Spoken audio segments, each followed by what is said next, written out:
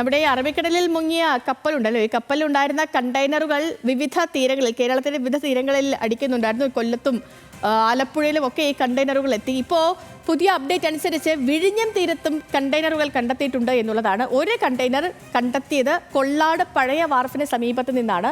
കഴിഞ്ഞ ദിവസം അഞ്ചുതെങ്ങ്, വർക്കല, തുമ്പ, മുതലപ്പുഴി ഭാഗങ്ങളിലും കണ്ടെയ്നറിന്റെ അവശിഷ്ടങ്ങളൊക്കെ കണ്ടെത്തിയിരുന്നു. അടിമലത്തുറ ഭാഗത്ത് കണ്ടെയ്നർ അവശിഷ്ടങ്ങൾ എന്ന് തോന്നിക്കുന്ന ചാക്കുകളും കണ്ടെത്തിയിട്ടുണ്ട്. ഹാൻസ് ജോൺസ് ഉണ്ട് വിവരങ്ങളുമായിട്ട്. Hans, good morning. ഇപ്പോൾ വിഴിഞ്ഞത്ത് കൂടി ഒരു കണ്ടെയ്നർ കണ്ടെത്തിയിരിക്കുകയാണ്. ഈ തീരത്തേക്ക് അടിഞ്ഞിട്ടുണ്ടോ, തുറന്ന നിലയിലാണോ, അവിടെ ഉദ്യോഗസ്ഥരെത്തിയോ, എന്താണ് സാഹചര്യം?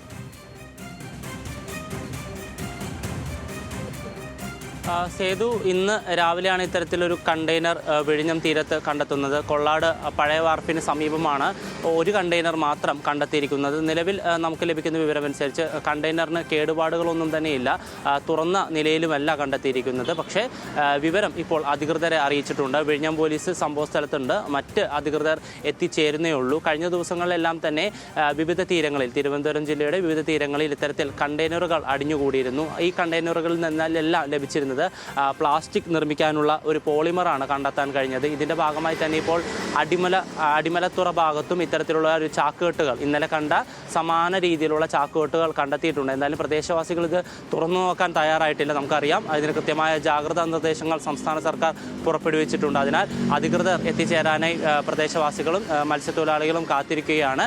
നിലവിൽ ഇപ്പോൾ അടിഞ്ഞിട്ടുള്ള വിഴിഞ്ഞത്തെ കണ്ടെയ്നറിനുള്ളിൽ എന്താണെന്നുള്ള വിവരവും ലഭിച്ചിട്ടില്ല. കഴിഞ്ഞ ദിവസം മാത്രം 6 കണ്ടെയ്നറുകളാണ് തിരുവനന്തപുരം ജില്ലയിൽ അടിഞ്ഞുകൂടിയത്. ഇതിപ്പോൾ 7ാമത്തെ കണ്ടെയ്നറാണ്. അതേസമയം കഴിഞ്ഞ 2 ദിവസങ്ങളിലായി കൊല്ലത്തും തിരുവനന്തപുരത്തും ആലപ്പുഴ തീരങ്ങളിലുമായി ഏകദേശം 50ഓളം കണ്ടെയ്നറുകൾ ഇപ്പോൾ തീരത്തടിഞ്ഞിട്ടുണ്ട്. ഇവയെല്ലാം കൊല്ലം ഹാർബറിലേക്ക് കൊണ്ടുപോകുമെന്നാണ് നമുക്ക് ലഭിക്കുന്ന വിവരം. എന്തായാലും ഈ കണ്ടെയ്നറിനുള്ളിൽ എന്തുണ്ട് എന്നുള്ള കാര്യത്തെക്കുറിച്ചുള്ള കൂടുതൽ വിവരങ്ങൾ അടുത്ത മണിക്കൂറുകളിൽ ലഭിക്കുമെന്നാണ് സേതു.